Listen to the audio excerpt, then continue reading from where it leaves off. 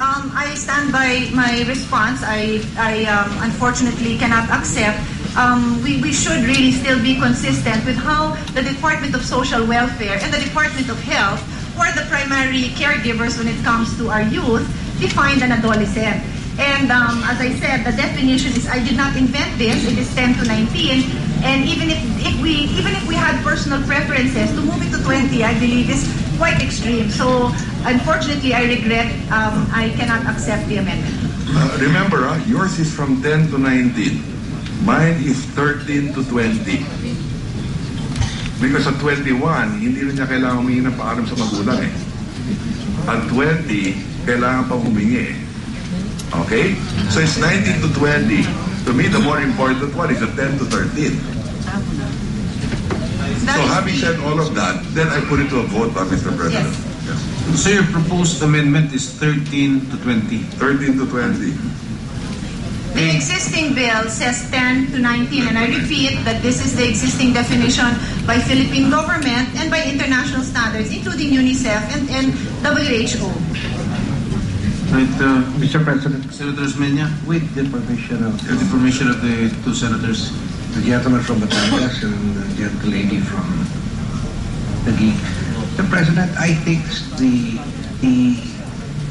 early age has to do with what normally coincides with the menstrual cycle of the young lady, and there are those who even begin the menstruation at 10, 11 years old. Even younger, actually 9. Yes, so to have a cutoff at 13 doesn't seem to make sense to me.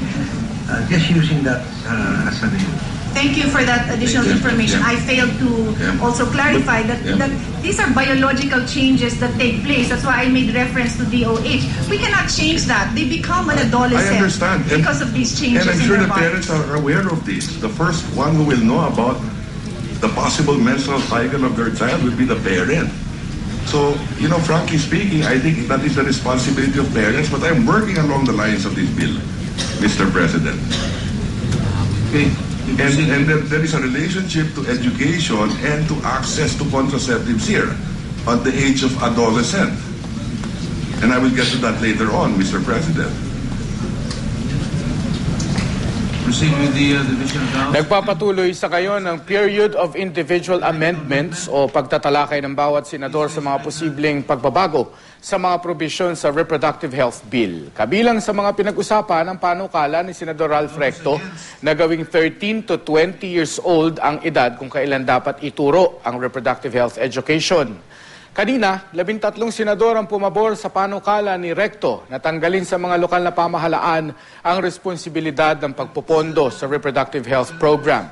Naunang tinalakay ang panukala ni Senate President Juan Ponce Enrile na ituring na simula ng buhay ng tao o conception ang pagtatagpo ng similya at ng egg cell. Pero ibinasura ito ng Senado sa botong 11-9. Tinanggap naman ng Senado ang pagbanggit sa pantay na proteksyon hindi lang ng mga bata at kabataan, kundi maging ng mga hindi pa ipinapanganak o unborn. Idinagdag din sa child health ang mga katagang health of the unborn. Pinatanggal naman ni Enrile ang kataga patungkol sa populasyon sa isang probisyon para raw di ito magamit sa pagkontrol ng populasyon. Pero kinontra at ibinasura ito sa nangyaring botohan.